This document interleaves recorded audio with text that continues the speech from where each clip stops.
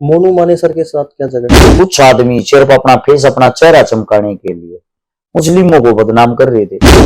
गाय जब बचेगी, जितने गौ रक्षक बन रहे हैं सबके घरों के खुटों पे 5-5 गायें बांध दो। ऐसा है, गाय की तस्करी में हिंदू मुस्लिम से कोई लेना देना नहीं है। इसको रोजगार बना रखा है, इसमें वही इंसान इन्वॉल्व है जिसके 2 रुपये बचते हैं। कोच साहब एक बात कहा करते, पहलवानी में स्वाद एक कजंगा है, ये बादाम पीण मुंह तेरा कोई स्वाद नहीं, बाकी तो सारे गांगा इलाके। फिर आपने इतने साल बीजेपी की बुराई करी, कांग्रेस का साथ दिया, पर कांग्रेस ने तो आपके ऊपर विश्वास जताया नहीं। आपकी कितनी है प्रॉपर्टी, लेनदारी देनदारी सब मिला के कितना क्या है अपने? सपना के साथ क्या कंट्रोवर्सी है? सपना चौधरी के साथ आपकी, उसके हस्बैंड को कुछ आपने बोला है? बीजेपी सारी सीटों की एक जगह वोट मिला के इकट्ठी कर ले तब भी नहीं जीतेगी। वो कैसा आदमी है, बीमार नहीं वाले जो है? चंद्रशेखर रावण एक नंबर का अच्छा भाई है हमारा। बढ़िया। कैमरे वगैरह अपने चालू है ना भाई? स्टार्ट है, बस ये जर्नी है। अब आप बताओ कि कैसे क्या स्टार्ट हुई, यहाँ तक का क्या सफर था अपना? उससे हमारा मैं आपको बता देता हूँ, 89 में 4 सितंबर को आपके पास ही, जहां से आप आए हो, बवाना से नरेला रोड के ऊपर एक हॉस्पिटल था लेफ्ट हैंड को, वहां मेरा जन्म हुआ था दोपहर के टाइम। अच्छा। और अपना जन्म भी बड़ी मुश्किल से हुआ था। मैं 5वें दिन पैदा हुआ था, 5वें दिन मेरी डिलीवरी हुई थी। अच्छा। एडमिट होने के बाद? एडमिट होने के बाद मेरा एक पैर मुड़ा हुआ था, और उस टाइम पे इतनी सुविधाएं नहीं थी। मैं 8 महीने का ही हो गया था, समय से 1 महीना पहले, क्योंकि मेरी मम्मी गिर गई थी। मेरा जो वजन था वो 750 ग्राम था। उम्मीद नहीं थी किसी को बच जाएगा। 16 दिन मेरे को शीशों के अंदर रखा गया। उसके बाद मैं बच गया। तो जो मेरे मामा थे वो मेरे से ज्यादा प्यार करते थे मेरी माँ से। मैं पहला बच्चा था मेरी माँ का, तो वो मन अपने साथ मेरे मामा के लेकर गए थे। मेरे मामा हैं शापला के पास खरड़ गांव में जी, वहां वो मैंने लेके गए, तो उन्होंने मेरी परवरिश की। और 1992 से लेकर, यानी कि मैं जब 3 साल का था, आज 35 साल का हूं, मैं मेरे जीवन का हर वक्त, हर सेकंड, हर मिनट बता सकता हूं। अच्छा, पढ़ाई वगैरह अपनी कहाँ से हुई? पढ़ाई मेरी कुछ गांव में हुई, कुछ मामा के घर हुई, कुछ बवाना में हुई, अलग अलग जगह चलती रही। कुल मिला के +2 की, फिर ग्रेजुएशन की, लॉ की, अभी तक चली रही है। लॉ कंप्लीट अभी हुई है 1 साल पहले। अच्छा, लॉ कहाँ से करे? लॉ की मैंने गुजरात से। गुजरात जी। तो वहीं रहे उस मेरा भगवान के ऐसे करने हुए मैंने एडमिशन लिया वहीं रहने के लिए। उसी टाइम पे कोविड के कारण छुट्टियां होगी। अच्छा। तो मेरे 2.5 साल उन्हीं में निकल गए। तो ऐसा ऑनलाइन सा हो गया कि जाना भी नहीं पड़ा, और अपनी लॉ की डिग्री आज हाथ में आ रही है। जी जी जी, ठीक है ना। तो लॉ करनी बड़ी मुश्किल है, उसके लिए आपको टाइम देना पड़ता है। टाइम देना पड़ता है। ये ऐसे नहीं है जैसे ग्रेजुएशन पोस्ट ग्रेजुएशन कर ली नॉर्मल जी, वैसे नहीं है। हाँ। अच्छा, फिर उसके बाद लॉ वकील बनने के लिए करी? अपने खुद के मुकदमे निपटाने के लिए। क्योंकि सरकार बार बार कोई ना कोई मुकदमा लगा देती है, ताकि अपने खुद के लिए स्टैंड कर सके, खुद के लिए लड़ सके, खुद के लिए पता लग जाए ये धाराएं हैं जो किसमें क्या है, कहां से कैसे बचा जा सकता है, क्या किया जा सकता है। तो क्या मुकदमे चल रहे हैं?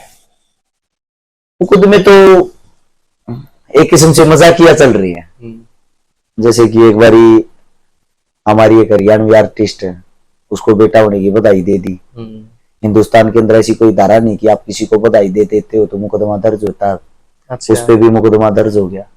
अभी एक सरकार ने लगा रखा है यहाँ सोनीपत का, हमारे उस वक्त के सीएम साहब जो थे, खट्टर साहब थे, उनकी तरफ से एक मुकदमा लगा था प्लॉट कब्जाने का। अच्छा। और सीएम का प्लॉट कब्जाया आपने? जी नहीं, सीएम ने डायरेक्ट मुकदमा दर्ज करवाया प्लॉट कब्जाने का। अच्छा, जो ऑपोजिट पार्टी है वो सीएम खुद है? जी, वो सीएम खुद नहीं है, मतलब वो सीएम के दरबार में जाके रोई, यानी कि सीएम का कोई कार्यकर्ता उन्होंने अपोजिट पार्टी बना दिया। अच्छा। मुकदमा मेरे पे लगाना था। अब जो कब्जा रखा है, नहीं कब्जा रखा प्लॉट है भाई साहब, ये इससे अगली बात सुनोगे आपको अचंभित हो जाओगे। पहले प्लॉट का बताओ, प्लॉट है अपने पास या नहीं? मेरे को तो पता ही नहीं कहाँ कौन सी जगह है प्लॉट। अच्छा। सरकार को भी नहीं पता, मेन बात है। यानी कि जहां जिस प्लॉट के ऊपर है ना कब्जे की जो मुकदमा दर्ज कराया, उस प्लॉट पर किसी का मालिकाना कि नहीं, गवर्नमेंट जमीन है। अच्छा। उसको कौन कब्जा सकता है? कोई भी नहीं, ना अपना मैं दूसरी बात, मेरे को पता ही नहीं था प्लॉट कहाँ है, कौन सी जगह तो बता दो। मैंने जज साहब से भी यही बात बोली, मेरे को जगह तो बता दो कौन सी, मेरे को पता तो, मैंने कौन सा प्लॉट कब्जाया है। उनकी भी तारीखें चल रही है अभी। अच्छा। तो इन्हीं चीजों से निपटने के लिए लो का सहारा लेना पड़ा। तो अब अपने केस खुद लड़ रहे हो? नहीं, अभी तो नहीं लड़ रहे हैं। कितने केस हैं? हाल फिलहाल तो ठीक है। ठीक है। हाँ, उसमें अपना बताना पड़ता है ना जब इलेक्शन लड़ता है इंसान, तो कि हाँ मेरे ऊपर क्या मुकदमे हैं क्या? बस मुकदमे थे हाल फिलहाल जो हैं, शायद 2 हैं, एक में जमानत अभी करानी है, 3 हो जाएंगे फिर। अच्छा। वो पेंडिंग है। तो बाकी के जो 8 हैं 7 हैं वे हाँ, वे फारिग हो निपट चुके लिए, हैं? उनमें मतलब कुछ भी नहीं था। मैं किसी में सजा नहीं हुई? सजा क्यों होगी, मुकदमा ही नहीं है, झूठे मुकदमे होते हैं गवर्नमेंट की तरफ से, उन्हें निपट जाते हैं। आपराधिक रिकॉर्ड नहीं है हमारा, उस टाइप के क्रिमिनल नहीं है कि हमारे पे चोरी लूट डकैती मर्डर फिरौती ये मुकदमे होंगे। सरकार कुछ भी लगा देती है ताकि हमारे सामने इस बंदे की खड़ा रहने की औकात ना हो, हमारे से डर जाए। अच्छा, ये जो सेक्टर 23 में अभी जहां हम बैठे हैं, ये बाबा जी की बूटी आपका ऑफिस है, तो ये अपना प्लॉट है या ये किराए का मकान है, किराए का है? ऑफिस किराए का है। किराए का है जी। अच्छा, वैसे आप नेता बने घूम रहे हो, अपनी गली कच्ची पड़ी है, कीचड़ में चल के आना पड़ रहा है। देखो, मेरा मानना ये है, समाज सेवा वही होती है जो जिंदगी दूसरों के लिए जी जाए। अपनी गली तो बनवाओ। परमात्मा ने कभी समय दिया, अपनी भी बन जाएगी। पहले दूसरे की छत को तो पक्की कर ले। और ये बाबा जी की बूटी जो ये चालू किया है, इसका क्या कुछ रहा स्टार्टिंग, कैसे क्या क्या दिमाग में आई, कैसे करना है? देखो, अपना जो बाबा जी की बूटी नाम से फर्म आयुर्वेदिक दवाइयों का काम पूरे विश्व के अंदर ये काम।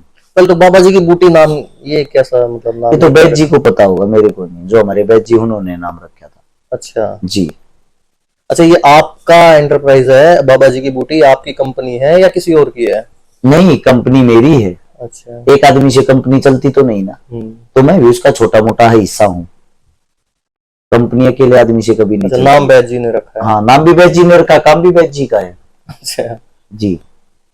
तो नाम ये मतलब आपको कोई आइडिया नहीं किया, पहले डिस्कस तो हुआ होगा कि हाँ भाई ये बाबा जी की बूटी रखें? मेरा ज्यादातर समय किसी न किसी की हेल्प करने में, किसी न किसी प्रोटेक्शन में, वो प्रोटेस्ट में, इन्हीं चीजों में चला जाता है। मेरे को पता ही नहीं चलता घर पे क्या चल रहा है क्या नहीं चल रहा है। जो भी कमाई होती है ना, कमाई अच्छी होती है, लेकिन उस कमाई का 80% हिस्सा तो चला जाता है दान दक्षिणा में।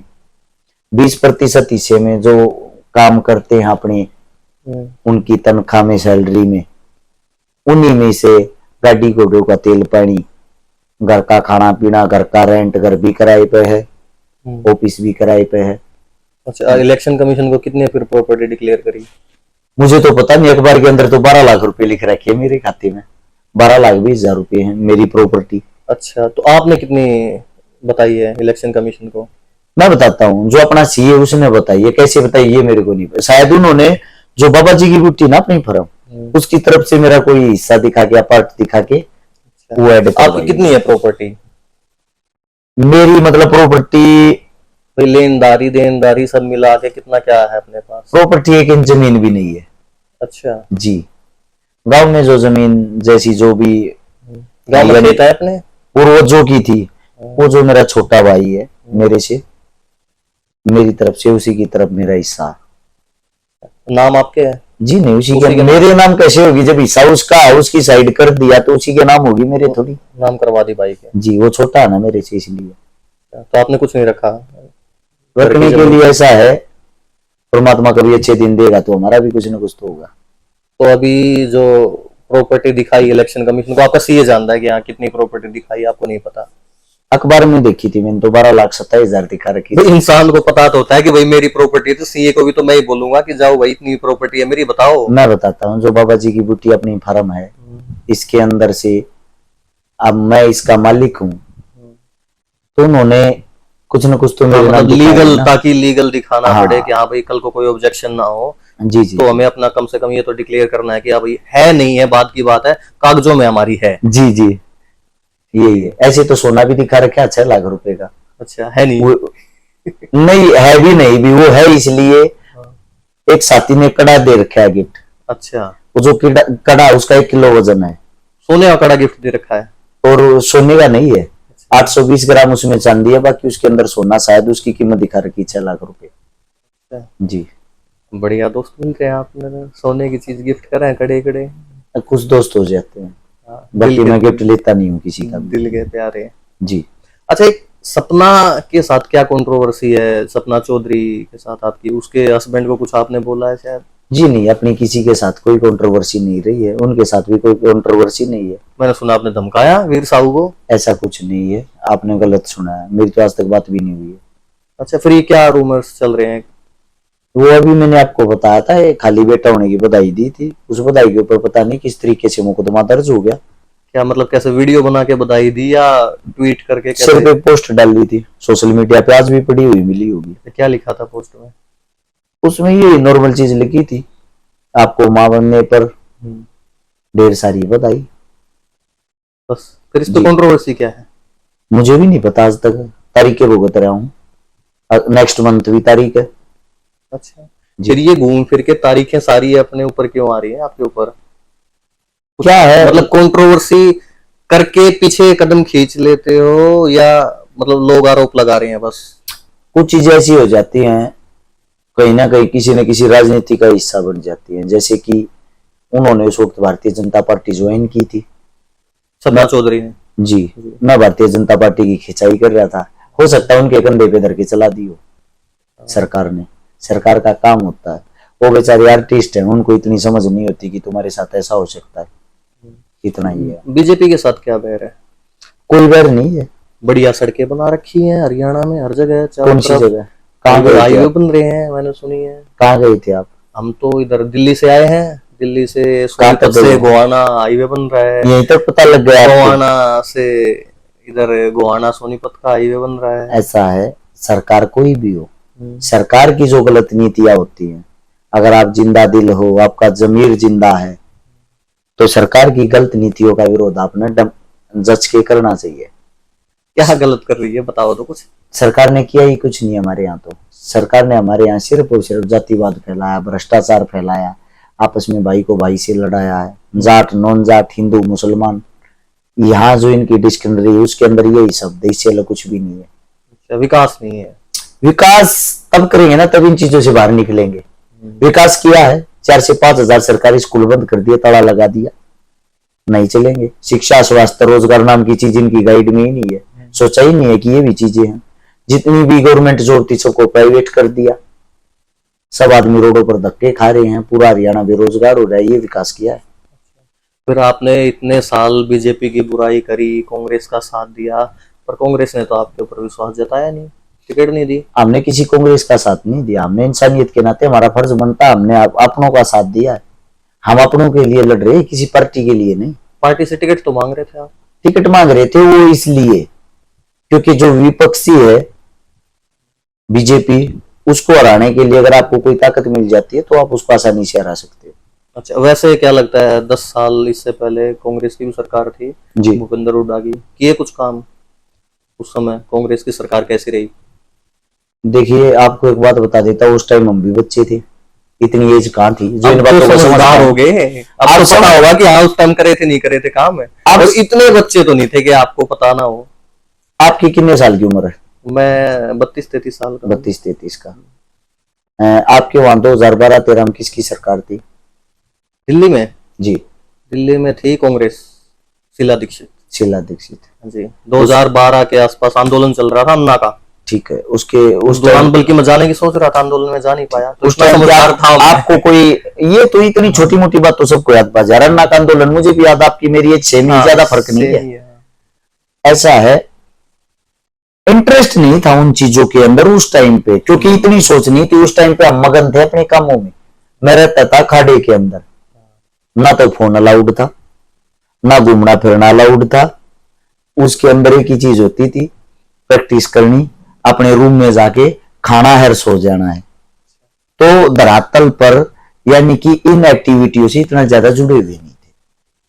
अच्छा, अखाड़े में एक बादाम रगड़ा बड़ा बनाया गया है। जी जी, कैसे बनाते? अब यहाँ बैठ पता है? यहाँ बैठ के तो कैसे रेसिपी बताओ ना, व्यूअर्स पता करेंगे। घर पर बना बादाम रगड़ा तो खाओगे, ये बाहर की कॉफी पिए हैं, बाहर के बादाम शेक पिए हैं। मेरा ये मानना है सबको बादाम पीने भी नहीं चाहिए। अच्छा। जी, जो प्रैक्टिस करता है, जो मेहनत करता है, जो पसीना निकालता है ना, वही पिएगा तो अच्छा रहेगा। अगर जो इन चीजों में नहीं रमा हुआ और वो उनको लेता है तो उनके लिए वो बहुत हैवी डाइट हो जाती है, हो सकता है साथ के साथ लूज मोशन हो जाए। अच्छा, आपने बनाया है कभी, पिया खुद? पिया क्या है, जीवन निकल गया नहीं चीजों में। अच्छा, बनाया करते खूब? जी जी, सब बनाते बताओ हैं। तो, रेसिपी तो बताओ कैसे क्या बनता है। पहलवानी में कोच साहब एक बात कहा करते, हाँ। पहलवानी में स्वाद एक का जंगा है, ये बादाम पीण मुंह तुम्हारा कोई स्वाद नहीं, बाकी तो सारे का अंगा लग गए। बादाम रगड़ा बनाने में भी अंगा लगे है। हाँ, बादाम बनाने की विधि ये होती है, शाम के टाइम जो आप बादाम है उनको आप भिगो के रख दो पानी में। सिर्फ बादाम? जी, सुबह का जब टाइम होता है, सुबह के टाइम आप प्रैक्टिस करते हो, प्रैक्टिस करने के बाद आपका एक बड़ा कुंड होता है जिसको कुंडी बोलते हैं, अपने कुंडी सोटा बोलते हैं। सोटा अलग चीज होती है जो घर पे होती है, एक सोटा होता है नीम का। अच्छा। क्योंकि नीम के अंदर बहुत सारी जड़ी बूटियां होती है, इसलिए वो नीम का काटा जाया करे और उसमें काट कर सुखा के उसका बनाऊंगे। और फिर नीम का डंडा काट लिया, मोटा सा, बढ़िया सा, जी जी जी, मोटा सा लंबा सा, फिर उसका बनाएंगे जी। उसको बना के जब जो गिरी आपने जितनी भी भिगो रखी हैं उनको कुंडी के अंदर डाल के उनको रगड़ते जाओ, साथ में 5-7 काली मिर्च, इलायची, लौंग, खसखस, आप मतलब अपने स्वाद अनुसार जो भी हेल्थी चीजें वो डाल लो। उसने उसके किसके बीज, खरबूजे के बीज भी शायद डालते हैं? जी, तो आप अपनी इच्छा अनुसार कुछ भी डाल सकते हो, वो आपके पेट को साफ करेंगे। खरबूजे के बीज जो आप बता रहे हो, फिर आप उनको रगड़ते रहो, रगड़ते रहो। आप उनको जितना टाइम दोगे ना, जितना रगड़ोगे उतने, जितने बारीक हो जाएंगे उनका उतना ही टेस्ट बढ़ जाएगा। फिर उनको आप एक सूती कोई भी कपड़ा ले लो, छालना होता है, उसे छान लो, उसको पानी में मिला के उसको पियो, उससे टेस्टी कुछ भी नहीं होता। थोड़ा उसके अंदर आप खांड डाल दो, वो मजेदार हो जाता है। दूध में मिला के या पानी में? पानी में ही अच्छा रहता है वैसे तो, क्योंकि वो रिकवरी करती है, पानी की पूर्ति करती है, उससे आपका पेट साफ हो जाता है। आप 1 घंटे के बाद, यानी कि उसको पीने के 1 घंटे के बाद जब आप वॉशरूम जाओगे, बाथरूम करोगे ना, तो आपके पेट के अंदर आपको अलग से ये फील होगा कि आपने कुछ पिया है। पेयजल के हिसाब से, लिक्विड के हिसाब से सबसे बेस्ट चीज है बादाम। और अखाड़ा अपना कौन सा था, कौन से अखाड़े में? यही रहते थे सोनीपत सुभाष स्टेडियम में। सुभाष स्टेडियम जी। कितने साल का रहा? आप ये लगा लो 2008 से लेकर लगभग 2015 तक। जी। इसके अलावा कोई अखाड़े में, किसी और फेमस अखाड़े में गए हो, या यही है अपना जितना भी करा? अपना एक ही जगह रही, एक ही चीज रही है, जहाँ एक बार गए हैं वहीं गए हैं, या उसके बाद सीधा एंडिंग मोमेंट हुई है, जगह जगह नहीं घूमने। कहीं देखे ना मैंने पहलवान के, मतलब कुछ साल इस अखाड़े में करके फिर चेंज करते हैं क्या? वो सबकी अपनी सोच होती है। जी।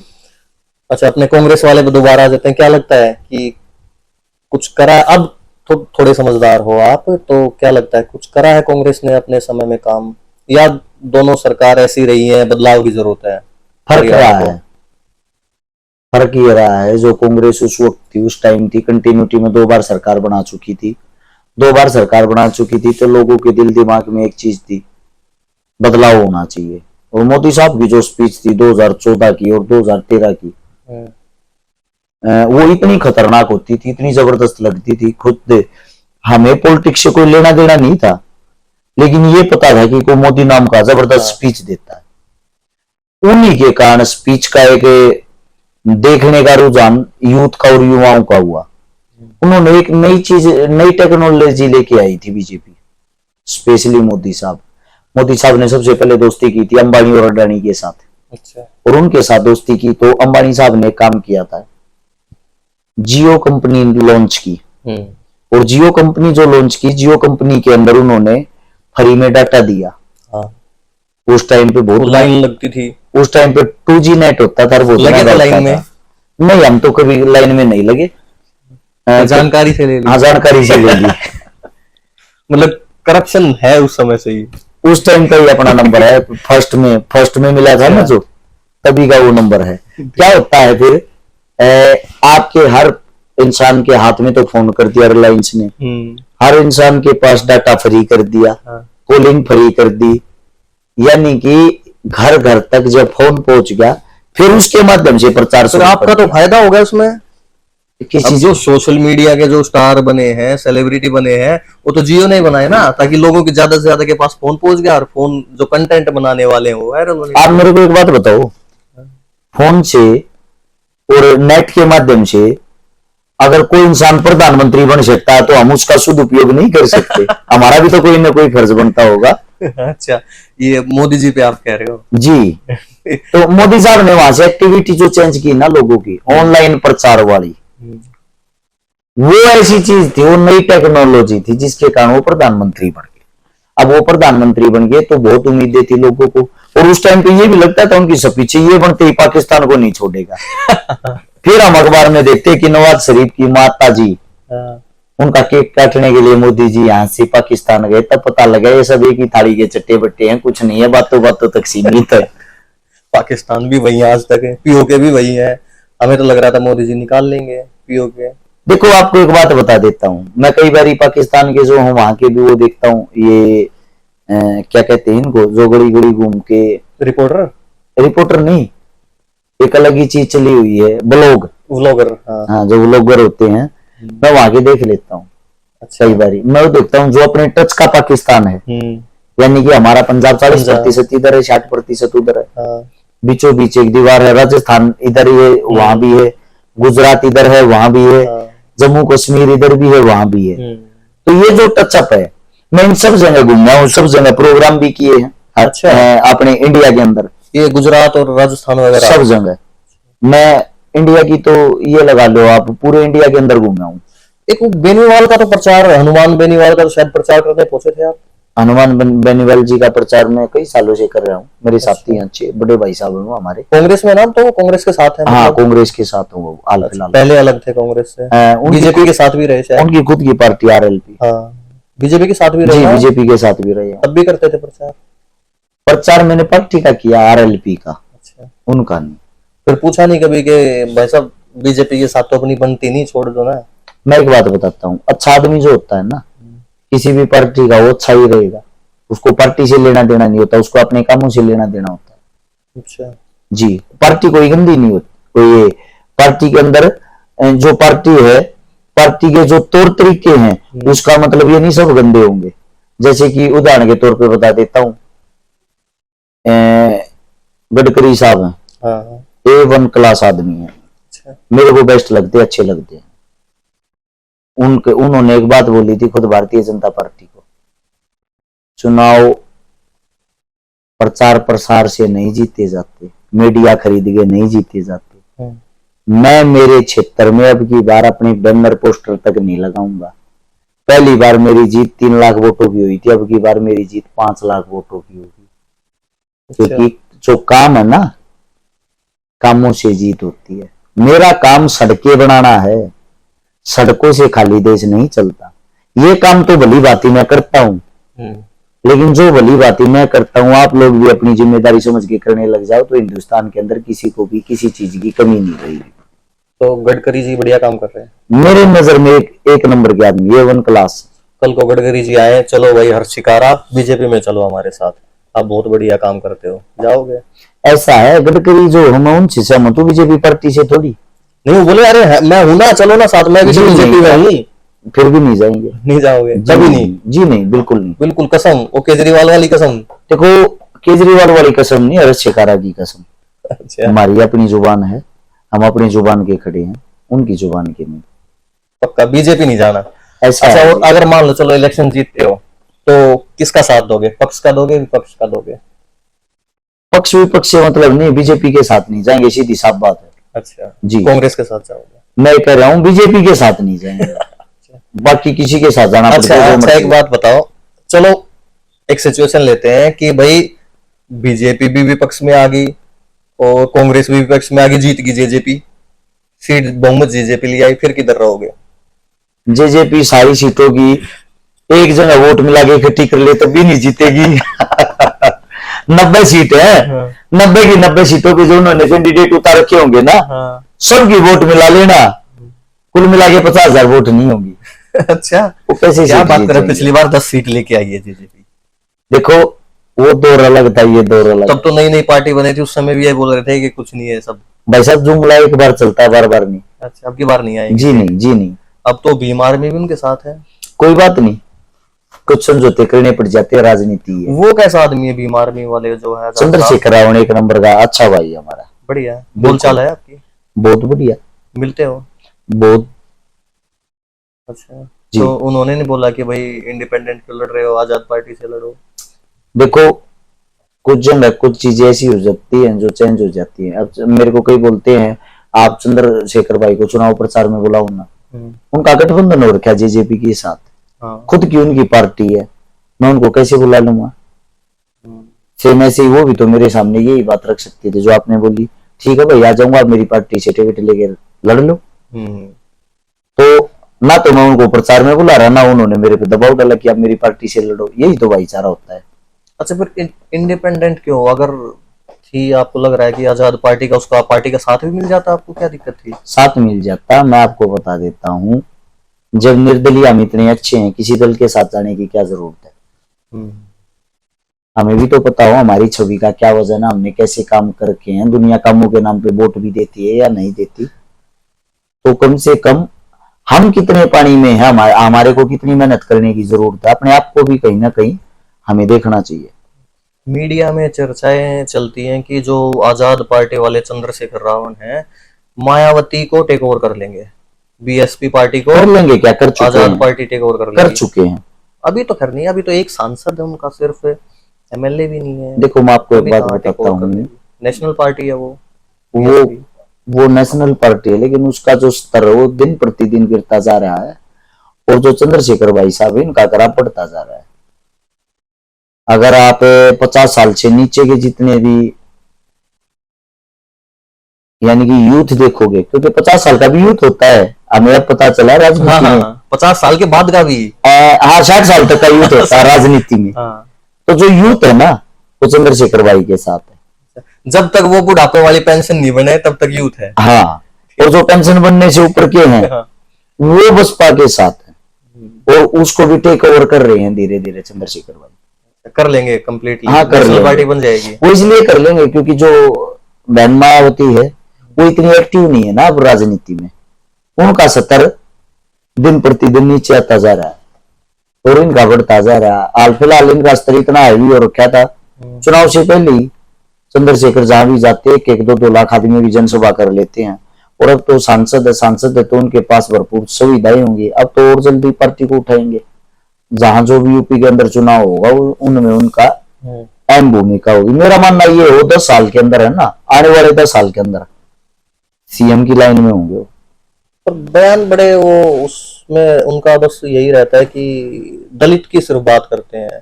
तो क्या लगता है कि सिर्फ दलित की बात करके नेशनल पार्टी बन पाएगी पार्टी? देखो मेरा मानना ये है, जरूरी होता है। मेरा मानना ये है, राजनीतिक आदमी कोई भी हो, उसको जात पात धर्म से ऊपर उठ के बात करनी चाहिए। कुछ कहीं ना कहीं ऐसे होते हैं जो सिचुएशन के अनुसार अपने आप से समझौते कर लेते हैं। वो दलित की बात करते हैं। यूपी के अंदर जब महिला पहलवान दिल्ली के अंदर प्रोटेस्ट पे बैठी थी, सबसे पहले वही आए थे। किसान आंदोलन चल रहा था, सबसे पहले वही आए थे। हमारे हरियाणा के अंदर कोई भी खाप पंचायत होती है, जनसभा होती है, सबसे पहले वही आए थे। लेकिन आए थे नहीं ये बातें, क्योंकि अब उन्होंने हाल फिलहाल जेजेपी के साथ जो गठबंधन कर लिया, जेजेपी से संपूर्ण हरियाणा काफी नाराज है। उनके साथ गठबंधन करते तो शायद कहीं ना कहीं उनकी छवि पर, यहाँ उनकी छवि हरियाणा में धूमिल होगी, उनकी छवि पर पूरा प्रभाव पड़ेगा। तो अब क्या लग रहा है कि मतलब एक भी सीट निकाल पाएगी, नहीं निकाल पाएगी पार्टी? नहीं, नामुमकिन। और जेजेपी सेम, बिल्कुल जी, बंटाधार बिल्कुल। जमानत जब्त होगी हर जगह, दुष्यंत खुद की जमानत नहीं बचा पाएगा, औरों की तो बात दूर है। कांग्रेस का क्या लग रहा है आपको, जीत जाएगी? हाँ, मजबूत स्थिति में है, जीत जाएगी। पर आपको टिकट नहीं दी क्या? इतने फिर ये पुराने जो कैंडिडेट हैं जिनको आप हमेशा आरोप जिन पे डालते हो, गोवाना के जो इतने बार से विधायक चुनकर आ रहे हैं, उसको लेकर क्या नाराजगी है आपकी? नाराजगी मेरी नहीं है, नाराजगी गोवाना हल्के की है। मेरी कहां से नाराजगी होगी? मेरी अकेले की नाराजगी से कोई काम थोड़ी चलता है। इतने बार के विधायक है, आपने बता दिया। जितने बार के विधायक, उसके पीछे की कहानी भी शायद आप थोड़ा रीड करते तो आप शायद ये बात नहीं बोल पाते। नहीं पता नहीं, आप बताओ। 1996 में पहला चुनाव जीता था। चुनाव जीतने का कारण था बंशी लाल, अपने दम पे नहीं जीता था, उनके दम पे जीता था। लड़का लड़की का चुनाव चिन्ह होता था, नई पार्टी थी हरियाणा विकास पार्टी। हरियाणा विकास पार्टी। उसके बाद अगले ही चुनाव में बुरी तरीके से हार गए थे, बुरे तरीके से। उससे अगले चुनाव में टिकट ही कट गई थी। एक और हमारे अंकल जी थे, मलिक साहब, बिद्दल गांव के, उन्होंने चुनाव लड़ा, वो विधायक बने। अगली बार उन्होंने कांग्रेस पार्टी छोड़ दी, एक नई पार्टी बन गई, कुलदीप बिश्नोई जी ने बनाई थी हजका पार्टी। वो उनके पुराने कार्यकर्ता थे। वो ट्रैक्टर वाली क्या? चुनाव चिन्ह का तो पता नहीं ट्रैक्टर था या क्या था। जो हजका पार्टी बनी, हमारे जो मलिक साहब थे वो पार्टी छोड़ के कांग्रेस उनके साथ चले गए, तो टिकट खाली होगी, सीट खाली होगी, तो सीट इन्होंने फिर वो वापिस मलिक साहब को मिल गई। ये बातें हैं 2009 की। 96 से 9 में आ गया दोबारा। अच्छा, वहां का कम बैक कराया है। 9 में जब कम बैक कराया, उससे पहले एक चुनाव और भी लड़ा था। इन्होंने सोचा निर्दलीय लड़ रहा, शायद 5000 वोट आई थी। फिर जो 9 में ये चुनाव में आए, 9 का चुनाव ये जीते, इन्होंने एक बात कही, एक बात के कारण चुनाव जीते, मेरे जीवन में जो मैंने गलती करी है जिंदगी में आगे नहीं करूंगा, दोबारा मौका दे दो। जब मैंने काम करने का पता नहीं था, नादानगी थी, काम करूंगा। लोगों ने सोची चलो सुधर गया होगा, बना दिया। फिर सेम प्रोसीजर, सेम काम रहा। तो फिर 14 का जब चुनाव आया, 14 के चुनाव में के अंदर हार से मात्र इतना बच्चे थे। एक रात पहले इन्होंने झूठी अफवाह फैला दी। जो झूठी अफवाह थी उसके कारण मात्र 2500 वोट का चुनाव जीत गए। फिर चुनाव आ गया 2019 का। 19 में भी मात्र 3000 वोटा तो चुनाव जीते हैं। उनका कारण भी यही रहा, क्योंकि यहां से एक ऐसा इंसान चुनाव लड़ने के लिए आ गया था जिसकी छवि उस वक्त जातिवाद का रंग चढ़ रहा था, उस पे दूसरे की छवि पे वो जो जातिवाद का रंग चढ़ रहा था, उसके कारण लोगों ने सोचा कभी ये ना बन जाए, इस मारे इनको वोट देनी शुरू करें। जिस कारण ये दोबारा से बन गए। किस्मत के धनी है, हर बार ये किस्मत के कारण बने हैं। अपने नाम पे कभी वोट नहीं मांगते, हुड्डा साहब के नाम पे वोट मांगते हैं। हर चुनाव में एक बात कहते हैं, मेरा आखिरी चुनाव, आगे जिंदगी में नहीं लड़वाई भी बना दो। रिटायर नहीं हो रहे, अब की बार रिटायर कर दोगे? 100%। अच्छा, कंट्रोवर्सी आपका पीछा नहीं छोड़ती। एक और सपना चौधरी के अलावा एक और कंट्रोवर्सी थी आपकी, शायद किसको डाटा था? गजेंद्र नाम है शायद, वो क्या मामला था गजेंद्र वाला? कुछ ना कुछ चलता रहता है, हरियाणा है ये, कोई ना कोई बातें होती है। जब आप सोशल वर्कर होते हो, आपने किसी न किसी मुद्दे पे अपनी एक्टिविटी या अपनी बातें या अपना प्रस्ताव रखना पड़ता है, तो उसके फिर पक्ष वाले भी विपक्ष वाले भी अपने आप आ जाते हैं। सही मायने में हमारी किसी के साथ आज तक कोई कंट्रोवर्सी है नहीं, लेकिन कुछ लोगों को मशहूर होने का शौक होता है, वो खुद बना लेते हैं। है कौन है गजेंद्र? मेरे को भी नहीं पता, जितना आपको पता इतना ही मेरे को पता है। मेरे को क्या, हरियाणा को भी नहीं पता कौन है ये। अच्छा, एक ये बात वाला क्या सिस्टम है? ये बात मतलब सोशल वर्क आपको करना था, तो ये नया सा तरीका नहीं ढूंढ के लाए कि बात भरेंगे हम? ये बात का क्यों, कैसा आइडिया आया? नया कहाँ है? कोई सोशल भगवान ने भी भरा था। अच्छा, नरसिंह नंदी का बात। अच्छा, नंदी वाला, ठीक है, नरसिंह बात वाला ना? जी जी जी, हरियाणा में फेमस है, परंपराएं हैं हमारी। अच्छा, पूर्वजों ने जो किया हम भी कर सकते हैं। क्योंकि सोशल वर्क का तो हमने देखा अलग अलग टाइप के बहुत तरह की एनजीओ है, सोसाइटी बन रही है, पर ये बात वाला कंसेप्ट यहाँ हरियाणा में ही है। सबके अंदर जिगरा नहीं होता किसी का भाई बनने के लिए। कोई बहन हमारी होती है जिसका भाई नहीं है सगे वाला, और उसका भाई बन के आप भाई वाली जो भूमिका होती है वो निभा देते हो, उस बहन का दिल कितना खुश होता है। उसमें बातें बनने में क्या दिक्कत है? कब से कर रहे हो काम? 2012 से। एक आपने गाना बनाया था मेरे ख्याल से, कोई गुंडागर्दी वाला टाइप है ना? कई बार यारी दोस्ती के हमारे करने पड़ जाते, क्योंकि ज्यादातर जितने दोस्त हैं वो हरियाणवी इंडस्ट्री से जुड़े हुए हैं। इसलिए। कितने गाने बनाए आज तक, कितने गानों में हो आप? 2 4 5 10 होंगे जी। अच्छा, अपना गांव छोड़ के लडरावन गोहाना क्यों? था 2008 में मैं यही खाड़ी में आ गया था, सोनीपत के अंदर। सोनीपत आ गए थे। सोनीपत का ही हिस्सा गोवाना है। सोनीपत से जो पहला गांव स्टार्ट होता है वो गोवाना ही विधानसभा है। मेरा सारा का सारा सर्कल जो है वो सारा का सारा सर्कल गोवाना का ही है। यहीं के बच्चे मेरे साथ रहे हैं, मेरे दोस्त रहे हैं, मेरे मित्र प्यारे रहे हैं, मेरे रूम पार्टनर रहे हैं, तो उनको छोड़ के मैं कहां जाऊं। अच्छा, गोहाना में एक वो जातिगत लड़ाई भी मेरे ख्याल से चलती रहती है, काफी पुरानी लड़ाई है जाटों के और वाल्मीकि समाज के बीच। उसका क्या है, आपको पता है कुछ? नहीं, मेरे को इतना कोई। एक बार गोहाना बंद हुआ था, कभी बच्चे होंगे तब हुआ होगा। कोई सरपंच किस पता नहीं महसवाल गांव का कोई सरपंच जी नहीं, मारा गया था। कैसे? 1% भी नहीं पता हमें तो, क्योंकि हम काफी बच्चे होंगे तब कुछ हो गया हो तो पता नहीं। क्योंकि एक बार मुझे याद है, मैं दिल्ली से जा रहा था, मेरा गांव है जुलाना, ठीक है, तो उस समय गोहाना को बिल्कुल बंद कर दिया। आपकी उम्र कितनी थी? उस समय होगी 19 साल। तो उस टाइम 20 साल होंगे। उस टाइम पे शायद इतने फोन टीवी ये चीजें नहीं देख पाते थे। हाँ, तो फोन शायद इसलिए इतना कुछ नहीं पता, क्योंकि वैसे भी मैं जातिगत जो ये चीजें हो जाती इनसे थोड़ा दूर ही रहता हूँ। अच्छा, आपको आइडिया नहीं है उस बारे में? जी नहीं। और इस समय अब आप क्या कुछ लग रहा है कि गोहाना में किन किन चीजों की कमी है जो आप अगर विधायक बनते हो तो पूरी करोगे? आप अगर इस सवाल को बदल के ये बोलते किन किन चीजों की कमी नहीं है तो अच्छा रहता। हर चीज की कमी है। अच्छा, क्या कर दोगे अगर विधायक बनते हो तो? सबसे बड़ी चीज होती है आम जो दुनिया, आम जो जनता है, उनके सबसे नॉर्मल मुद्दे हैं जमीन से जुड़े हुए। शिक्षा, स्वास्थ्य, रोजगार, खेलकूद। शिक्षा की हमारे हरियाणा के अंदर सबसे अहम कमी है। पढ़ाई को बहुत ज्यादा महंगा कर दिया है सरकार ने। पढ़ाई पे हिंदुस्तान पहले ऐसा देश है किताबों पर टैक्स लगने लग गया, जीएसटी। मुफ्त होनी चाहिए पढ़ाई। पढ़ाई का कोई पैसा नहीं लगना चाहिए, 1 रुपया भी नहीं लगना चाहिए। फर्स्ट क्लास से लेकर पीएचडी तक।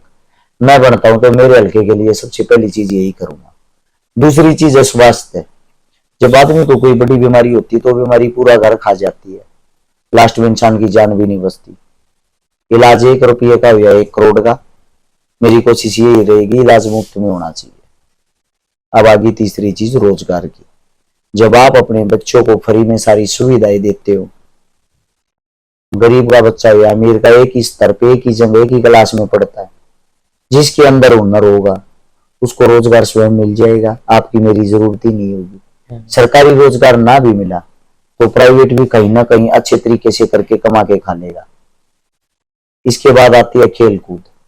जब कोई भी बच्चा ओलंपिक में जाता है हम उम्मीद करते हैं मेडल लेगा, मेडल लेगा। हालांकि हमारी गवर्नमेंट ने उसको सुविधाएं कुछ दी नहीं। उसको सुविधाएं बच्चे को मिलने कब स्टार्ट होती है? जब वो इंटरनेशनल हो जाता है। यानी मेडल वेडल लिया है, मेडल वेडल लिया है। हालांकि उस टाइम पे उसको कोई जरूरत नहीं होती है। उसको जरूरत जब होती है जब बच्चे का बेस मजबूत होने लग जाता है। हम अपनी तरफ से अपने जो हमारी गोहाना विधानसभा उसके अंदर ऐसा करेंगे कि हर बच्चे को किसी भी खेल से हो उसको एक भी पैसा अपने घर से अपनी जेब से ना लगाना पड़े। हर सुविधा उसको मुफ्त मिल सके। बाकी तो इंसान काम कर ही लेता है। फिर होते हैं सामूहिक मुद्दे, गांव से जुड़े हुए, जोड़ का, रोड का, गली का, चौपाल का, स्कूल का। बिल्डिंग टूट रही है, कहीं रोड टूट रहा है, कहीं गलियां टूट रही है, किसी गांव में पीने का पानी नहीं है, किसी गांव में पानी बाहर निकालने की निकासी नहीं है। फिर हो जाते सामूहिक काम। फिर इन सामूहिक कामों को करेंगे। मोनू मानेसर के साथ क्या झगड़ा है? अपना कोई झगड़ा नहीं। कुछ गौ रक्षकों का आपने बोला था, कुछ विवाद हुआ इस पे? जी नहीं, ऐसा कोई मैटर नहीं था। कुछ चीजें ऐसी होती हैं बेबुनियाद में इंसान अपने आप को बचाने के लिए उन चीजों को बड़ी बना देता है।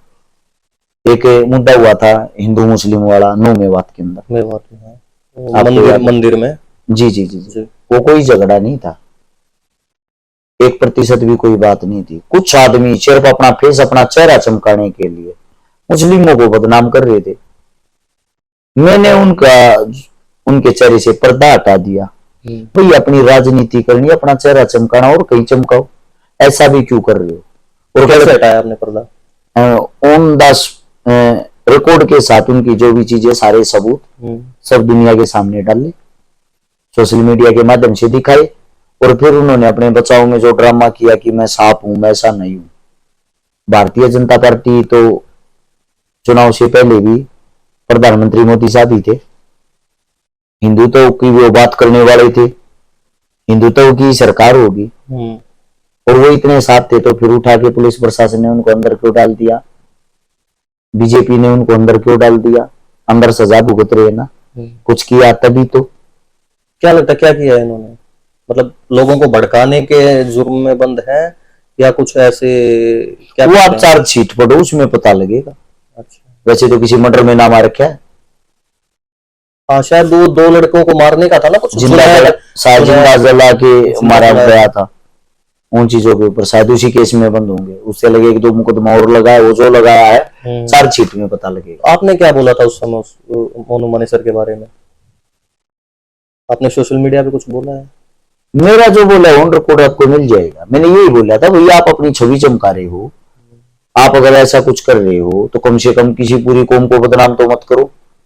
अब कोई हिंदुओं को गाली दे दे, हो किसी का व्यक्ति विशेष का आपस में झगड़ा, एक व्यक्ति के कारण आप संपूर्ण हिंदुओं को थोड़ी बुरा भला बोल सकते हो, या एक मुस्लिम के कारण पूरी मुस्लिम कम्युनिटी को थोड़ी बुरा बोल सकते हो। आपका किसी व्यक्ति विशेष के साथ कोई झगड़ा, कोई लेन देन, आप उसको टारगेट करो। इनके ऊपर आपस में राजनीति करना बहुत गलत है, क्योंकि दो समाज, दो धर्म आपस में इतने दूर हो जाते हैं, ये आग पता नहीं कहां से कहां तक फैल जाती है। अच्छा इंसान कभी भी ये कार्य नहीं करेगा। अच्छा, मेवात में शायद झगड़ा इस बात पे कि मेवात में गाय की तस्करी ज्यादा होती है। सही बात। क्या लगता है, होती है? बिल्कुल होती है। फिर कैसे उसको, ये तो शायद हरियाणा में बंद है, गाय की तस्करी कर नहीं सकते। बिल्कुल अच्छी बात आपकी। तो फिर उसको क्या करना चाहिए? गवर्नमेंट एक्शन नहीं ले रही है या कांग्रेस आएगी तो एक्शन लेगी? कैसे टैकल किया जाए? पत्रकार महोदय जी, मेरे को लगता है आप थोड़े पढ़े लिखे भी हो, समझदार भी हो, और पढ़ा लिखा इंसान बेवकूफी वाली बातें करे, वो मेरे को अच्छा नहीं लगता। क्या बेवकूफी लग रही है? इसका रीजन बताता हूँ जी बताओ। मेवात के अंदर गाय की तस्करी क्यों होती है? कैसे हो रही है? आपसे पूछ रहा हूँ क्यों होती है। मुझे तो पता नहीं ना, तभी तो मैं आपसे पूछ रहा हूँ। आपकी जो चौटाला सरकार थी जी, उन्होंने वहां पे सरकारी गौ हत्या खुलवाया था, और अपने हरियाणा के अंदर, वो मेवात के अंदर ही है हत्या। अब जो स्लोटर हाउस कह रहे हो ना? जी जी जी जी, तो जानवरों की हत्या करने की जगह, स्थान, तो वो तो शायद भैंस के लिए होता है। जी नहीं, हर जीव के लिए होता है वो। तो परमिशन है गाय काटने की वहां पे? भाई साहब परमिशन है, जब मैं कहना लग रहा चौटाला सरकार ने खुलवाया था। अच्छा, अब खुलवाया था, परमिशन है तभी तो सरकार खुलवाती, तो परमिशन नहीं होगी।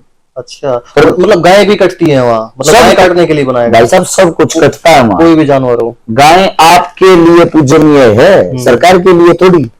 सरकार के लिए अगर पूजनीय, रोडों पे थोड़ी घूमेगी। क्यों घूम रही है भाई? इसको हम माता बोलते हैं।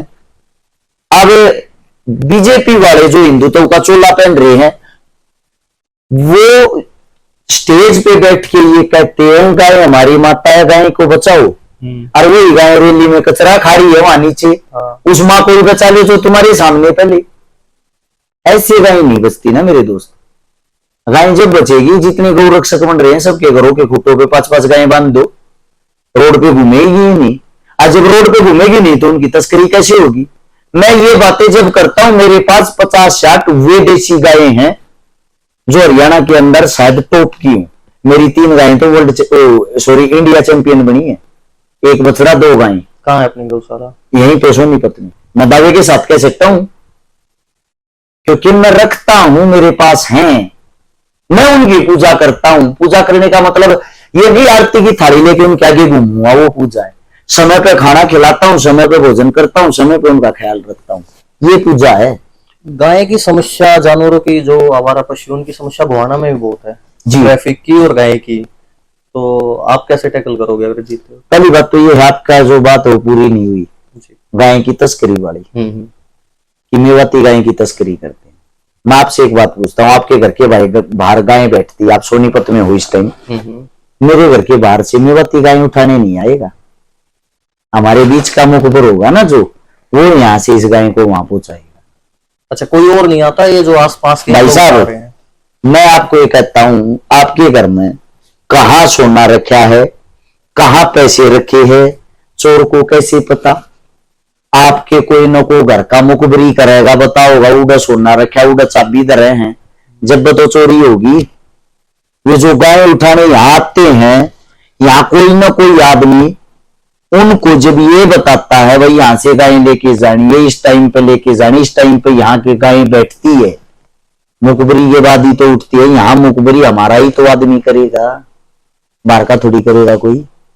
और दूसरी तो बात, आप ये कहना चाह रहे हो कि इस गाय की तस्करी में हिंदू इन्वॉल्व है, हमारे अपने इन्वॉल्व है?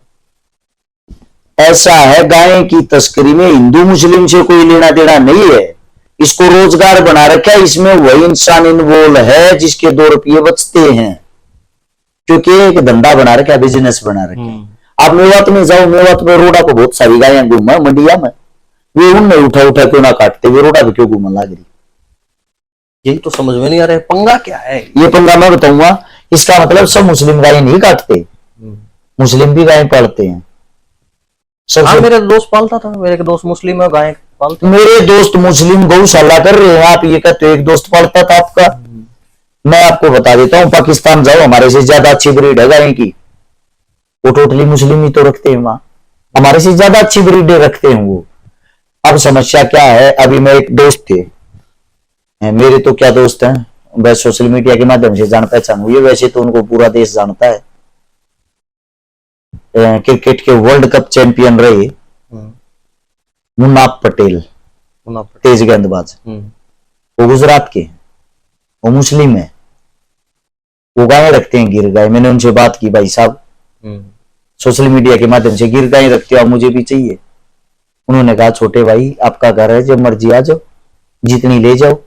मैं बोला कि गिर गाय के लिए बोलते अथॉरिटी नहीं है कि गुजरात से बाहर नहीं जाएगी। अच्छा। जो गुजराती आदमी वही लेके आ सकता है। मैंने सुना यहाँ दिल्ली हरियाणा में भी गिर गाय खूब है। हाँ है, लेकिन वो एक जान पहचान के कारण ही लेके आते हैं ना। अच्छा। हाँ, तो मैंने कहा कि आप भिजवा दोगे? बोला कोई दिक्कत नहीं, जब मर्जी जब आओ। फिर इसका मतलब वो खूटे पे क्यों बांधते, हो जाते उसको काट के ना खाने लग जाए। ऐसा है, जिसके लिए जो बिजनेस है ना, अब एक बहुत बड़ी कंपनी चलती है अल कबीर नाम से, सबसे बड़ा गो होता है मीट एक्सपोर्ट पे, मीट एक्सपोर्ट की कंपनी है ना अल कबीर। हाँ, अब अल कबीर नाम सुनेगा क्या लगेगा? मुस्लिम। मुस्लिम है, उसका मालिक हिंदू है। अच्छा, कौन है मालिक? नाम है उसका, नाम मेरे दिमाग में हाल फिलहाल तो नहीं है, लेकिन हिंदू है, ये कंफर्म है। गूगल कर लेना, पता लग जाएगा आपको। मैं चुनाव में ज्यादा बिजी रहता हूँ, इस बार उन चीजों से थोड़ा ध्यान दूर हो रखा है।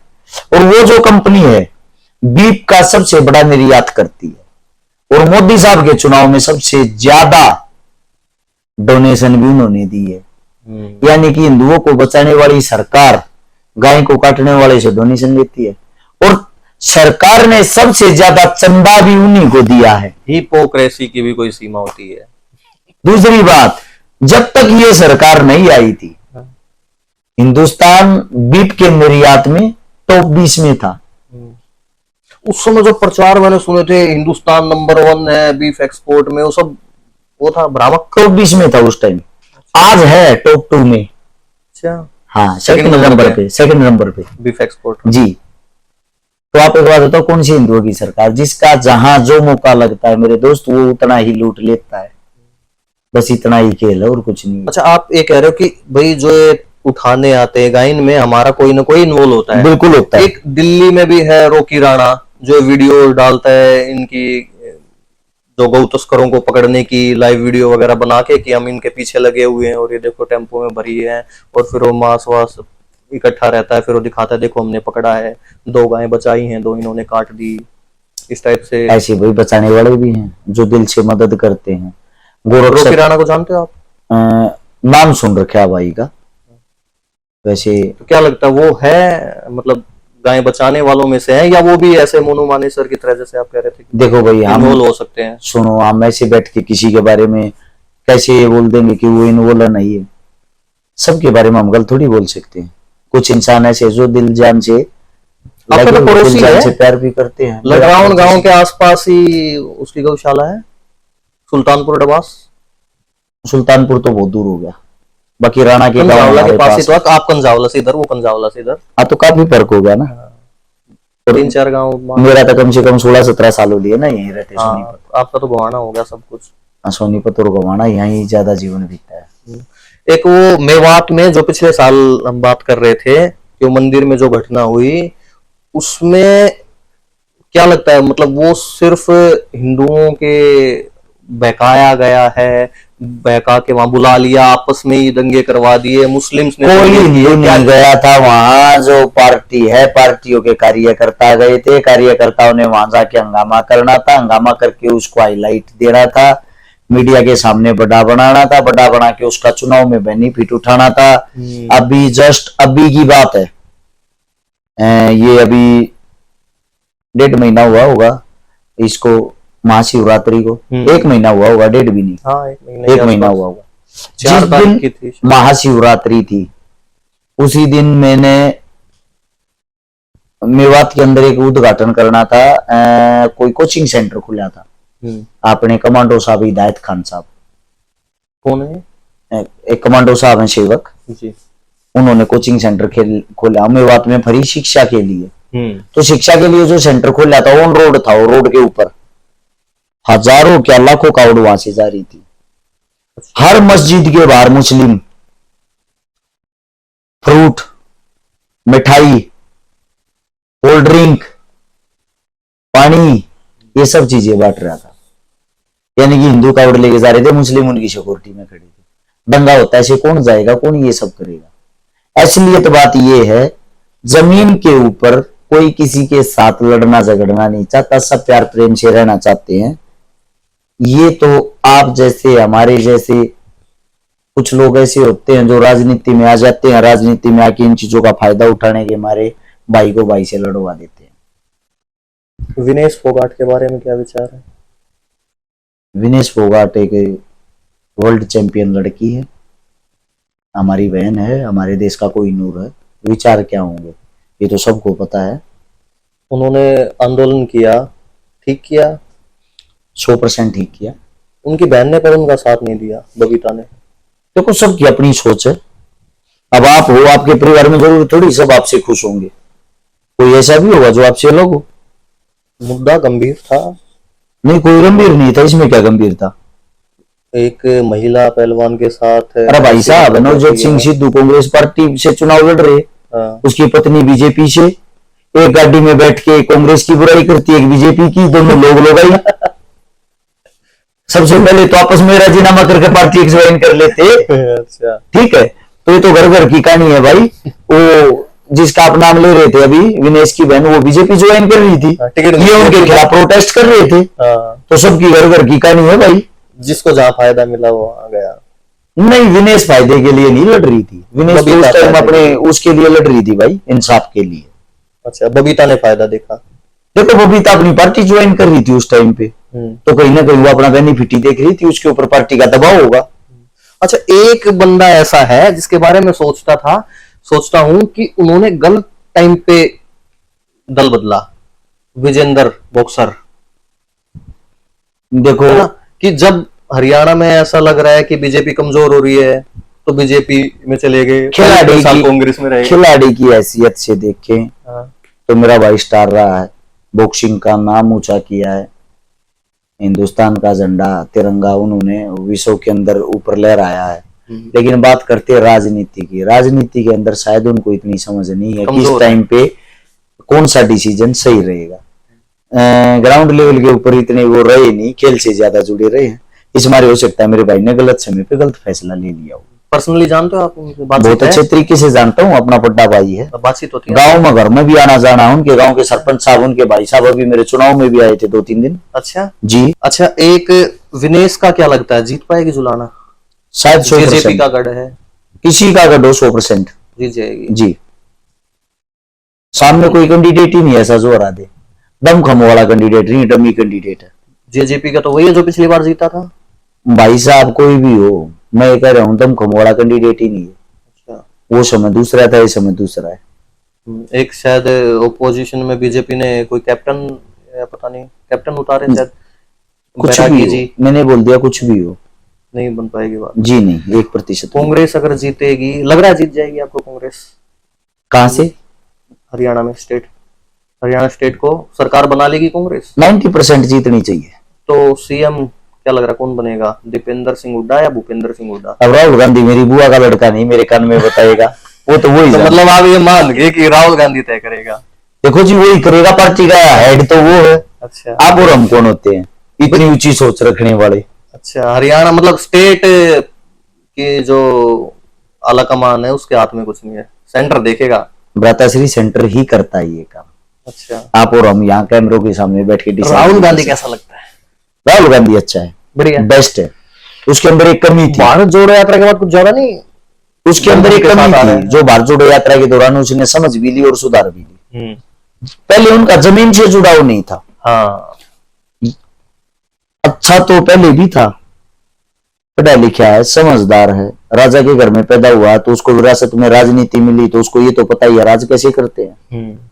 लेकिन उनकी एक कमी थी, वो जमीन से बहुत कम जुड़ा हुआ था। उन्होंने जो भारत जोड़ो यात्रा की ना, फर्स्ट वाली स्पीच सुनना, यात्रा स्टार्ट की तब, और जब उन्होंने कश्मीर के अंदर एंडिंग की, एंड वाली स्पीच सुनना, दोनों के अंदर दिन रात का अंतर दिखाई देगा। वहां से नेता बनना शुरू किया था फर्स्ट से, और सेकंड में ही वन नेता बन गया था। राहुल गांधी आने वाला भारत देश का प्रधानमंत्री है। अच्छा, 100% है, कोई शक नहीं इसमें। और मैंने तो पहले भी बोल रखा है, 2024 के चुनाव से पहले भी मेरी वीडियो मिल जाएगी। 24 में कोई कितना जोर लगा लो, भारतीय जनता पार्टी दोबारा से सरकार बनाएगी। लेकिन जनता पार्टी, अच्छा हाँ 24 अच्छा, में 24 के लिए बोला था जी। हाँ, लेकिन 2029 होगा, भारतीय जनता पार्टी ढूंढी हुई नहीं पाएगी। अच्छा, जी, राहुल गांधी प्रधानमंत्री, युवा नेता, 100%, 99 नहीं 100%। 50 से ऊपर का युवा बनेगा देश का प्रधानमंत्री। 53 का लिया शायद।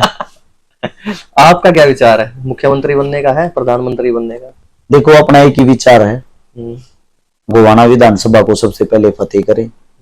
आने वाले वक्त में, आने वाले समय में जो गरीबी से जुड़े हुए हैं, जमीन से जुड़े हुए हैं, समाज सेवा से जुड़े हुए हैं, किसानी से जुड़े हुए हैं, गरीब के, किसान के, दलित के, मजदूर के, जवान के, उन बच्चों को जो वास्तविकता में जड़ों को जानते हैं, उनको उठाकर विधानसभा तक पहुंचाएं। उनके अंदर जुनून भरे, जोश भरे, भ्रष्टाचारी जो राजनीति के अंदर बैठे उनका सफाया करें। और अपना लॉन्ग टर्म गोल क्या है, मैं वो पूछना चाह रहा हूँ। अपना लॉन्ग टर्म कोई गोल नहीं, इतनी बड़ी सोच, मन में आता है इतनी बड़ी सोच नहीं है। नहीं, विधानसभा हार गई, ये भी सोच नहीं है, क्या होगा, कोई मतलब नहीं। कई बार मैं सोचता हूँ काश मैं राष्ट्रपति बन जाऊं, जी ऐसा कभी मन में नहीं आता? नहीं, 1% भी नहीं। अच्छा, विधायक बन जाए इतना ही काफी है। वो तो उसके बाद आप देख लेंगे। अगर हमारे अंदर हुनर होगा ना, काम करने की टेक्निक होगी, तो जनता ही अपने आप आंखों पर बैठा लेगी। आपको क्या पसंद है कि एक राजा का बेटा जो है, राजा तो अब रहे नहीं, कि मतलब जिसकी पीढ़ियां पॉलिटिक्स में रही हैं वो आगे पॉलिटिक्स में आए, या नए चेहरे आने चाहिए?